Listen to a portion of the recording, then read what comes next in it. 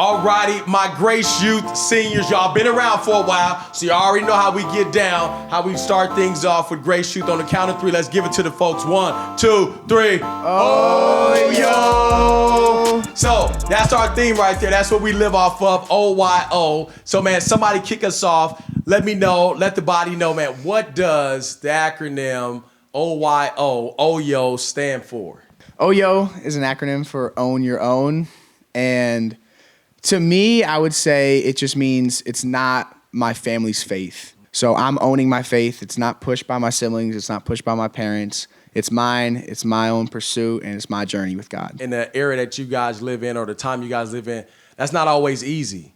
You know, it's easy to kind of post the perfect stuff and, you know, what people want to see. So how has owning your own faith journey, how has that been for some of you guys? It's been kind of difficult, to be honest. Because, you want to fit in. You want to have a group of friends and everything. And sometimes you got to stand out, be alone.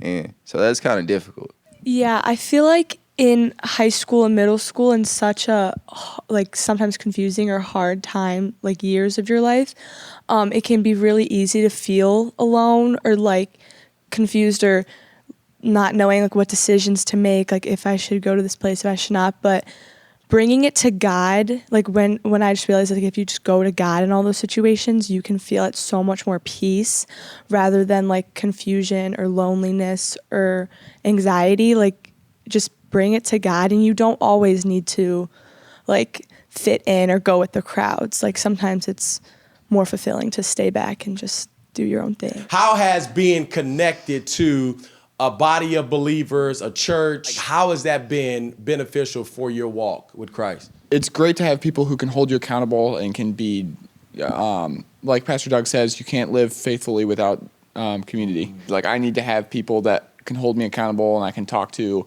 It's helped me stay connected to like the roots of it all, like my roots. And because I worked for Spring Hill, I volunteer, and that's brought me to volunteer other places and help out a lot more. And just like knowing where it all comes from and the roots of it all is what helped the seeds grow. And you can spread more holding on to your own roots. I need to talk about small groups. Yeah, come on. Because my life would look so different if it weren't for the hour of time I get to spend with my boys Wednesday nights.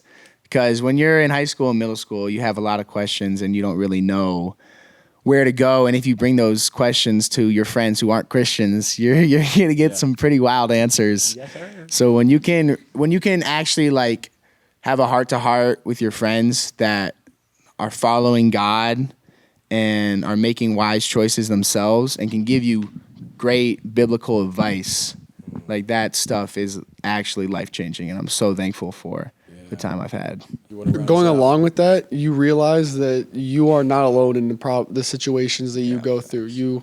You never know what other people are going through, and a lot of times it's the same stuff you're going through at home.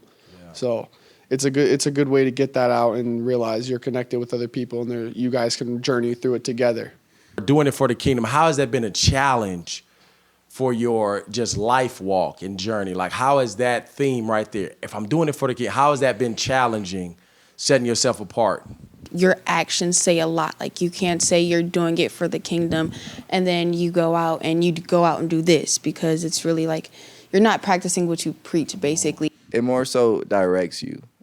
So instead of just doing it for yourself, to help yourself out, make life easier, you're doing it for God. You're doing it for the kingdom. I feel like just spreading God's word in even like the smallest ways, like even planting like the smallest of seeds or just having like a 5-minute conversation in the smallest ways, I feel like it's making a big difference, and it makes you just feel so fulfilled. Like what is something that has stuck with you that you're saying, man, I think this is something I'm going to hold on to even beyond this? So in like third grade, there was this one message where we were talking about Matthew 5:16. But let your light shine so others can see it, so they can see the good things you do and bring glory to your Father who's in heaven. It leads me throughout my life being, you got to be a light to others, because maybe it's the only light that someone sees. And I want to be that example for other people. Y'all still the family. Y'all better be coming back around. When you're in town, I want to see you around. Y'all know my saying. But as you leave some parting words, what are some words of encouragement that you guys can give? You can't show up to play a sport and practice once a month and be like, why am I not doing good? You can't go to church once a year and be like, why is God not showing up when I'm asking him? When I ask him my one time once a month, why should you expect God to do something for you that you're not even trying to talk to him? You can't have a friendship without talking to a person. You can't do it. You just can't do it.